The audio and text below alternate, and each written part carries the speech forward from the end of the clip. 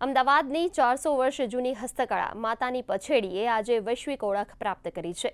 એક સમયે મંદિરમાં પ્રવેશબંધી સામે ભક્તિના પર્યાય તરીકે જન્મેલા આ હરતા ફરતા મંદિરો હવે કાયદાકીય રક્ષણ સાથે આંતરરાષ્ટ્રીય બજારમાં ચમકશે। ભાનુભાઈ ચિતારાનો પરિવાર 8 પેઢીથી આ પરંપરાને જાળવે છે। મળીએ આ પરિવારને।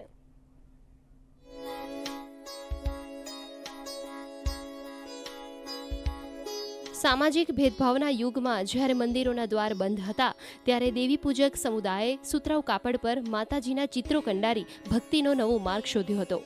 લાલ, કાળા અને સફેદ કુદરતી રંગોથી તૈયાર થતી આ માતાની પછેડી આજે અમદાવાદની વિશિષ્ટ બૌદ્ધિક સંપત્તિ છે। જીઆઈ ટેગ મળવાથી હવે તેના આર્થિક લાભો સીધા મૂળ કારીગરો સુધી પહોંચશે। નેશનલ એવોર્ડ બી મળેલો છે અને અત્યારે 2023 પદ્મશ્રી મળ્યો ને હવે જીઆઈ ટેગ બી મળી ગયું એટલે અમારે રોજી રોટીનો કોઈ ઉદ્ધાર થયો છે અને આગળ હજુ અમને અમારી જનરેશનને બી કંઈ આગળ મોકો મળે।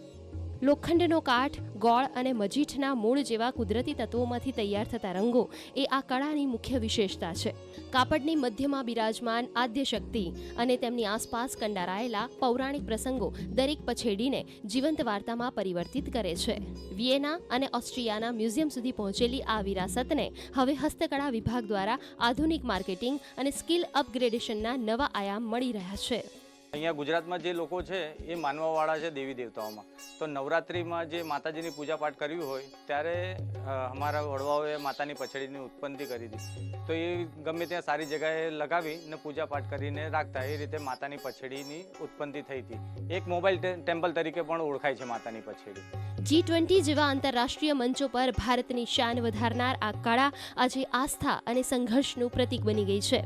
અંદાજે 80 જેટલા પરિવારો દ્વારા સચવાયેલો આ ઐતિહાસિક વારસો આવનારી પેઢીઓ માટે પ્રેરણારૂપ બનશે। માતાની પછેડી હવે માત્ર કાપડ નથી, પરંતુ ગુજરાતની અસ્મિતા અને શ્રમિકોની અજોડ મહેનતનું પ્રમાણ છે। બ્યુરો રિપોર્ટ, દૂરદર્શન સમાચાર, અમદાવાદ।